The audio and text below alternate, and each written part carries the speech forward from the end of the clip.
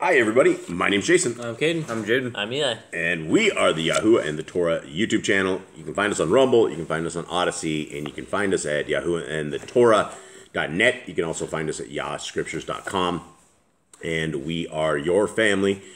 You guys are our family, and we hope that you guys will be part of our family. We thank you guys very, very much for joining us and for hanging out with us. And we had a good adventure yesterday. It was an interesting adventure. There's something, I guess, noteworthy, is that we are so far secluded out in the middle of the jungle.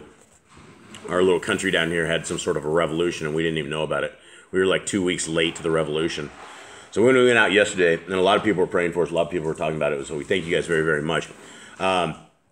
We bought literally the last 4 bags of dog food I think they have in this country right now, and we got really super lucky. And what we did is how we get here is, or how we got out of here yesterday is we trampled through the jungle a little bit, through some almost unpassable roads, and then we go through almost an unpassable creek.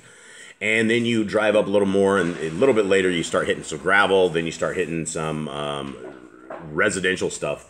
But it's a work to get out of the jungle that we're in. And so a lot of things, we had this happen like a year ago, where there was like a kind of a fight here in between the people and the government. And how they do it in this country, it's a little different. There's only about 2 million people in this country, I think, somewhere around there. 4 million? 4 million people in this country. And they're really, for the most part, they're not real aggressive. And when we came down here, one thing you learn coming from North America is that North America is really, really aggressive. And so every other country they're not as aggressive as the Americans are. And I say that as people that came down here, and we were trying to get things done, and you raise your voice a little bit, and these people cower. So it's a little weird for us. We're just used to, if you got a problem with it, you deal with it, and that's the way it goes. But these guys do a little different. So anyway, we traipse out through the jungle, and we make it to the main road, and there's no cars. There's nothing. It looks like the apocalypse had hit.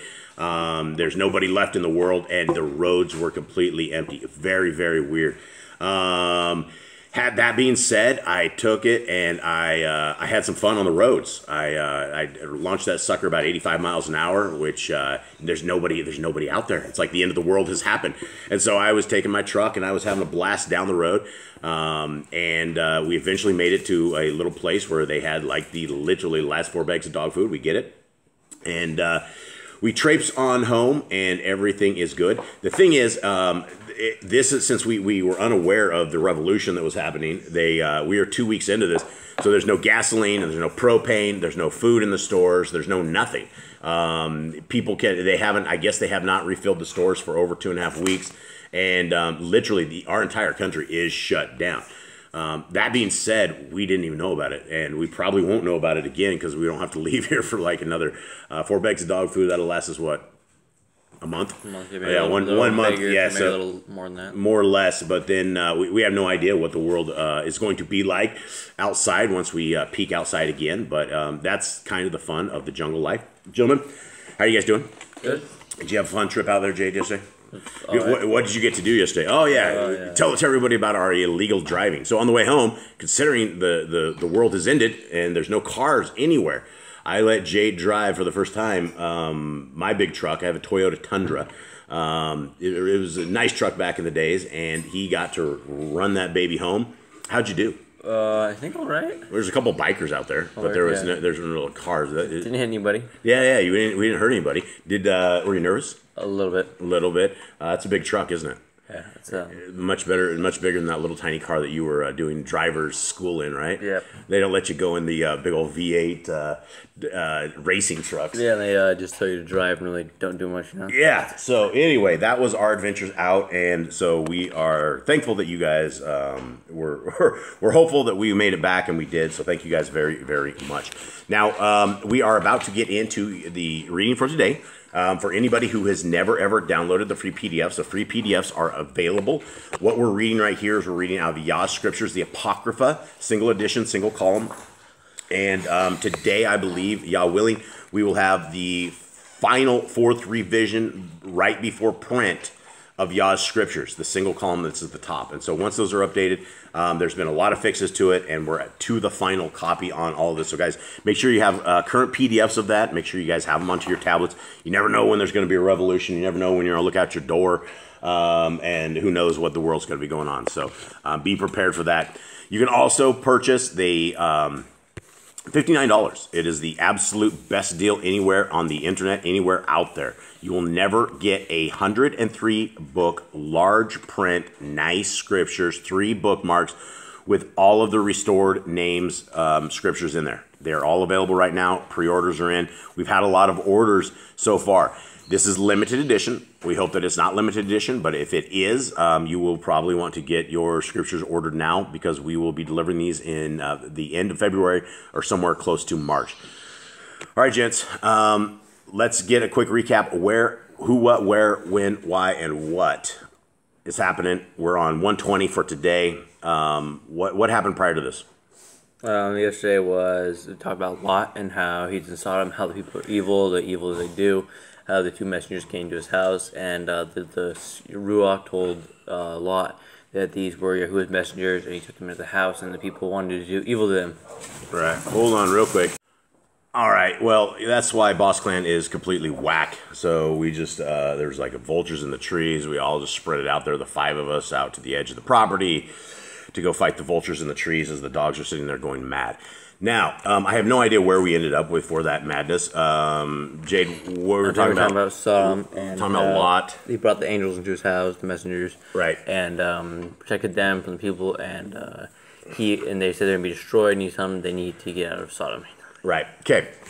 Now today we're going to get more stuff that does not align with what we know within scriptures.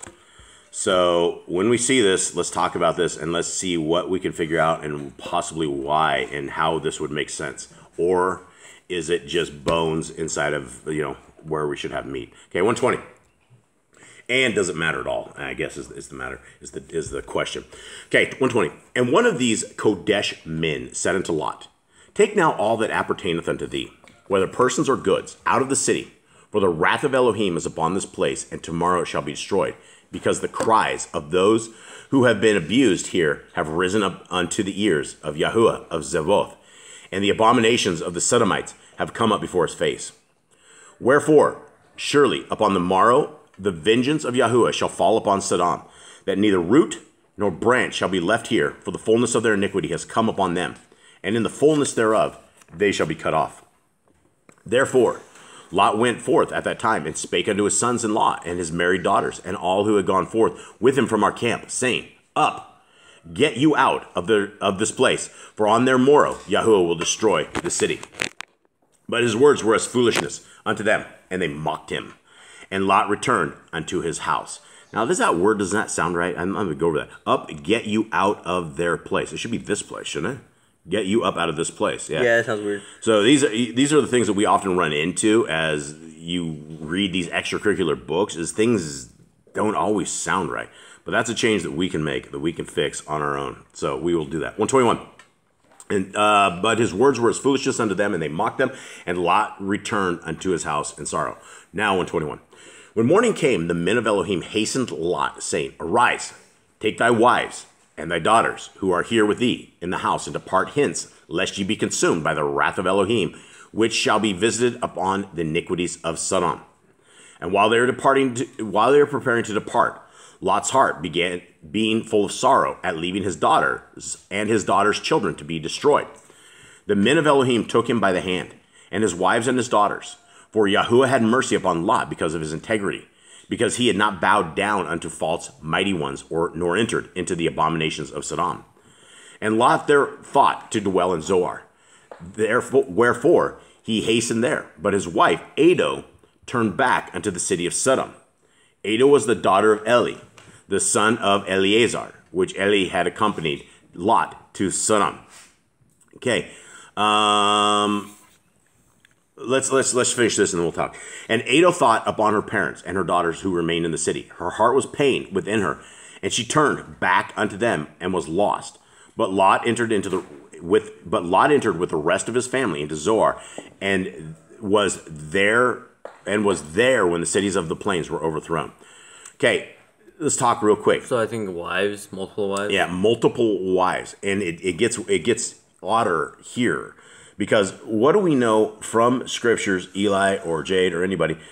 Where was Lot's wife from? Wasn't she? I thought she was a Sodomite. I think her parents were there, so that's why she was looking back for her parents and stuff like that. So I think that she was from Sodom.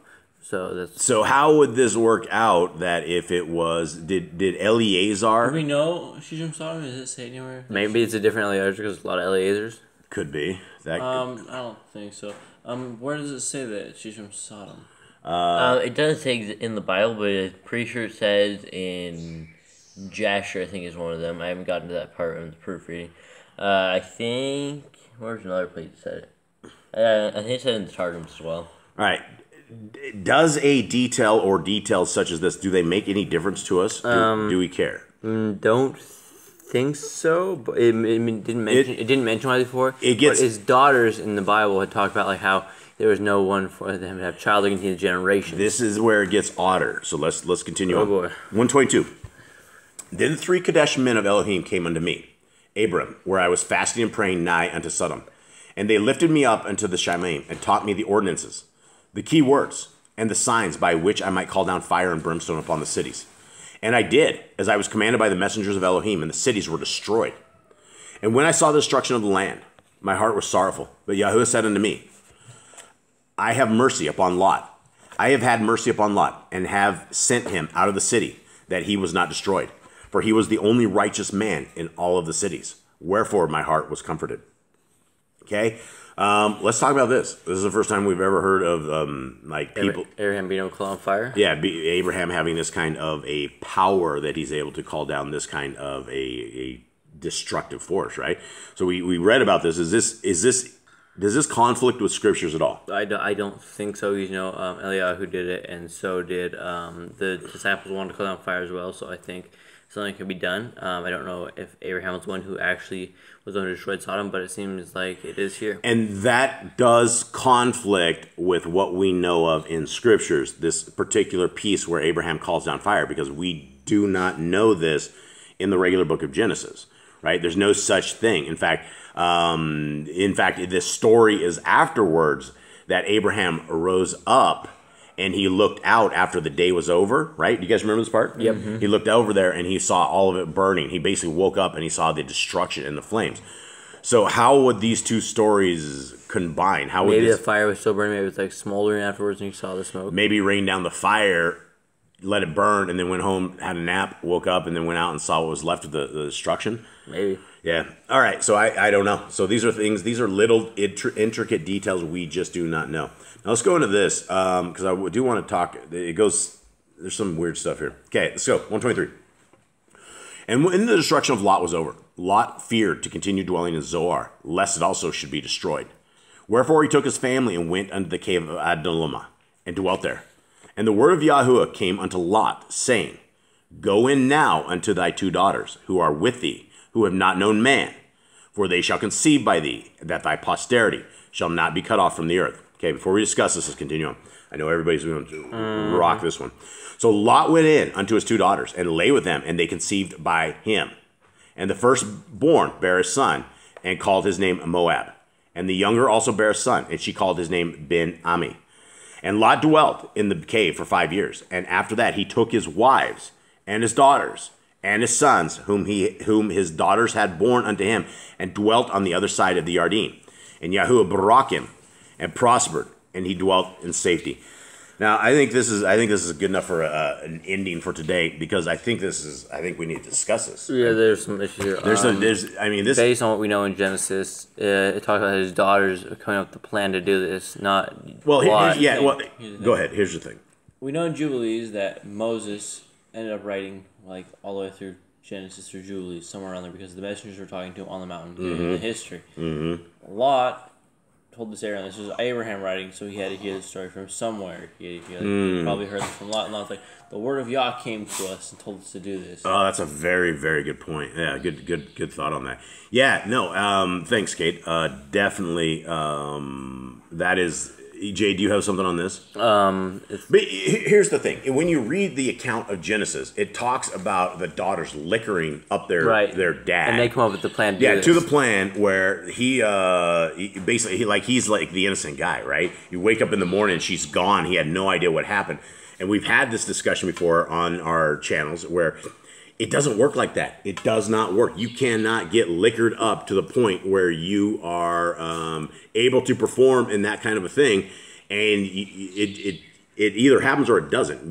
There's no point of being that liquored that for 2 nights in a row that is going to happen quite like this. So I also think like there's like Lot was supposed to be held accountable for like what he's done, and his only thing to Abraham was like, "Oh yeah, y'all told us all to like do this." Yeah, what do you guys make of him taking his wives out with? See, that's the thing about having multiple wives in this cave. Wives, he'd be able to continue on his generation. Right. Yeah, because that doesn't make any sense that he had wives with him. Because why in the world would he have an incestual relationship with his daughters? And where was the wife at during that point, right? Where they're in the cave, right? Where they go to the back of the cave. Live in Zohar. Yeah, I mean, what in the world are we talking about here?